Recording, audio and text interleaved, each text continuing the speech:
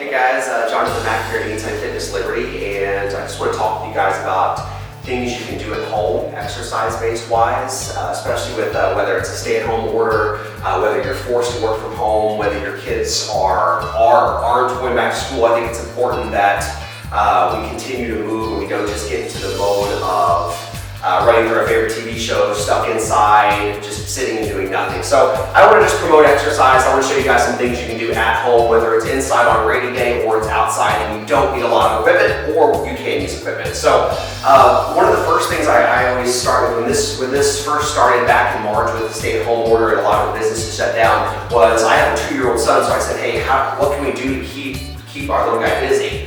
So we started with some of the basics like sidewalk chalk. We also set up a little obstacle course that we would just take him through. We brought out our resistance bands. We used our stairs as like a step box, old school jump roping. We just used kind of what we had available. So I'm going to show you some exercise with those, and as I go through, I'll give you some more examples. Because you don't want to forget about things like throwing frisbee, playing basketball, kicking the soccer ball, just some of your basic staples of movement. And how good it feels just to even get outside and go for a walk. So I want to start with just some basic things here. So what I want to start with, let's say we take some sidewalk chalk and we draw like a speed ladder type example. So I'm going to just show you some exercises with this, and especially if you're working with children or young kids, just starting with some of the basics of motor control of stepping into each stair, whether it's forwards, and then hey, try even going backwards with this. And then you can turn, you can also go side-to-side lateral movement, bigger lateral movement, those types of things. You can do crossovers where you cross the legs over, almost like a grapevine movement.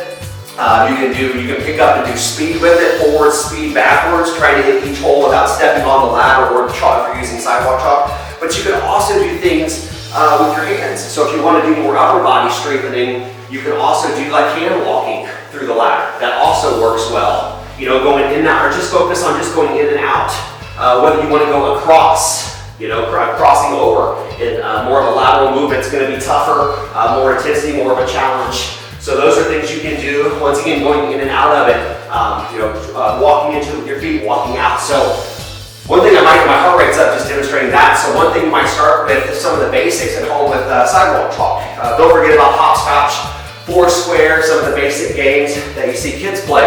And I think it's important to also think, go back to days when you were in physical education class and your coach just had you play. So think of those types of things, and that's really what you're looking to do.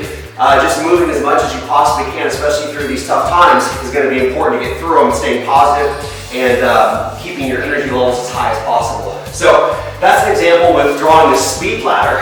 Some other things you can do is also you can set up, whether you draw with chalk, and I use that a lot because most people have sidewalk chalk, most people have a sidewalk or a driveway, but I'm going to set up some cones in the same type of idea with cones that you would do with a speed ladder. If you're going to do more leg agility focused, getting through the cones laterally or traveling forward and backward through the cones works. Same thing if we want to get a little bit more upper body involved. We can even go to some of our standard practices, once again, as kids, and learning some of the motor control movements like crawling or bear walking or whatever it might be, going through the cones, working upper and lower body, forwards and also backwards. And then also doing things like crab walks. So, and all of these, once again, I'm getting my heart rate up just demonstrating it so you can see how you probably could get your kids involved actively in exercising, and also yourself in doing this with them, and how it could be potentially fun. Obviously, you don't want to push through any pain, but if you try some of this stuff, your kids will be able to do it for sure. So once again, things like setting up cones, doing cone drills, ball tosses if you want to set up and make a goal, a small goal if you're working on precise soccer kicks, whatever it might be. You can set up cones to do that too. Or you can draw those things up with chalk. So some more ideas that I want to give is if you have stairs. And this is something that I demoed back in the stay-at-home order, was using our stairs for exercises. So here, let's pretend this is 1 or 2 stair steps up. So from here you can do just your traditional stair steps. Once again, pretend you're using your stairs at home. You can also do side stairs, lateral movement. You can do hip crossover, like we talked about earlier. Doing any type of crossover movement might be tough. Whether you go side to side, just focus on one side, whatever it might be. Box jumps, things like that, we'll demonstrate those. But also, once again, we talk about getting the upper body more involved. So from that standpoint, we want to use our arms. Okay, engage midsection. So even things like hand walks. So going up on the box, coming back up. Maybe you go up on the box and you do a push-up.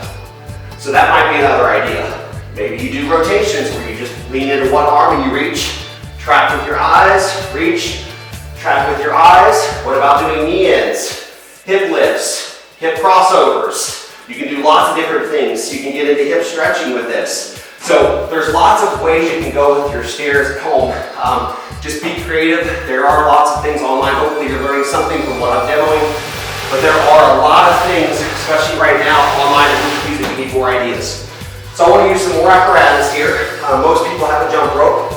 So you can go back to some of the basics of traditional jump roping. Maybe your kids don't know how to jump rope, and it's something you want to teach them. So that might be a good idea to teach them with jump roping. One thing to keep in mind with jump rope, whenever you're getting one, and I used to be a phys ed teacher before I got into training, but you want to try to get the jump rope directly into the armpits. And that's how you know you've got the right length for you. If it were to be too long, you could always take it and wrap it up. And that'll help too with your jumping. And then just make sure you have a space where you're not going to hit the ceiling or whatnot. So jump roping. Some other things you could do is go to your local park, go to your local playground if it's available, it's open. Set up scavenger hunts. I've seen parents set up,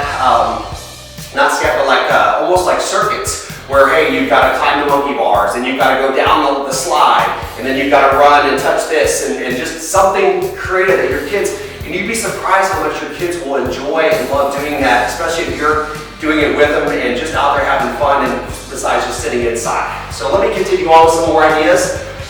This might be a good time to pick up a new practice of exercise. Maybe it's yoga, maybe it's Pilates, maybe it's band work, mat work, whatever it might be. This is definitely the time to do it. And I want to take you through some exercises that you can do, once again, either outside or at home in your basement or in the living room. So I'm just going to use a couple of light bands. These are about 2 pounds a piece. Not going to go crazy. Remember, if you just have light resistance bands, just do a bunch of reps. That way you're still, once again, getting that exercise. Don't always think you have to be super sore after you work out. I think movement itself sometimes is undervalued. So just a standard bicep curl, where I just bend my elbows straight. That's a great place to start. Just working your arms. You can also do an overhead press. Whether you do it with the same grip you just did your curl, where you just press overhead. Whether you do it with a different grip, where you flip around and you go more from an overhand grip, that's fine too. You can also do lateral raises, alternating, and once again, this band's enough where if I did it together, it's a lot harder. So in order to successfully even do a lateral raise, you can tell this is enough resistance if I just do it with one arm. So you have to also, once again, if you can't do something with both arms, try doing it with one, and a lot of times you'll be surprised you'll be able to do that. So you can just focus on strengthening one side and then of course switch to the other side. Some other things you could do also are leg work. So if we're talking leg work, we could be talking bridges, where we just lay on our back, put our feet flat on the ground, and we drive our hips up, and just come back down, tap the floor, repeat the process. You can lift one leg, you want to create some intensity, take your hands off the ground, and you can do single leg bridges. Just focusing on getting the hamstrings and the glutes to fire, make sure you're balancing out your legs. Typically, if you're looking for how many reps to do something, you're pretty safe in that 10 to 20, 25 rep range. Especially when we talk intensity, I don't want you to think, once again, you have to be sore or you have to have the right amount of weight. I think movement itself is powerful, so just increase your reps and go from there. If you have furniture movers, so these aren't even like fitness sliders, these are just furniture movers, but there's a lot you can do with these. Let's go to a basic lunge, for example, or just let's say a squat where you just slide back, just raise your knee to the ground, pushing through that front leg and stand back up. So it's a great way to strengthen one side here while we get a nice stretch on the other side. And of course, when you're done, you're going to switch. But especially if you struggle with a traditional squat, which most people do, myself included, to where you're kind of like one of these numbers where you're just barely bending those knees, it's kind of nice to grab the slider, takes the impact off the toes, and you can focus on getting a little bit more bend of both the hips, the ankle, and the knee joint, and it's going to be an overall better squat versus feel like you're just going through a partial squat. So that's something to think about too as you get into this. Of course, you can always dump the slide slider, you don't have to have it. You can do traditional split stance squats. You can split your legs out to the side and do traditional lateral lunges, where you bend your knee and I always tell clients try to touch the floor and then come back up. And a lot of times if you try to touch the floor, you'll start to create that lengthening in that backside leg. So you'll feel that stretch and those hips start to really lengthen and open up. And if you've been sitting, whether it's working from home, watching too much TV, you're probably gonna have tight, sticky hips. So it would be a positive thing for you to work them in all different positions. And then I want to go just to a couple standard lengthening exercises that tend to help my clients feel better. So in terms of that, one of my favorites is just taking your leg, bringing it out in front. I call this the hurdler pose. In yoga, I believe they call it something similar like a pigeon, but where you're putting one leg in front, crossing it over, and then you can stay like this and work on just positioning your hips internally and externally. But also, if you take this back leg and you start to just push it back, and almost think of rotating your belly button where I face you guys, you can see how it's going to promote a little bit more load resistance on this front leg. And then of course I get a nice stretch here in the back. So this is some of the stuff that's harder to do from a standpoint of exercising dynamically. So if you use your floor, you can get into it from that position, so you're still exposing your hips to these different movements. And once again, our overall goal with exercising in general and from home is how many movements can we get you in every single day, and how much can we move utilizing our time. So those are some examples I want to use.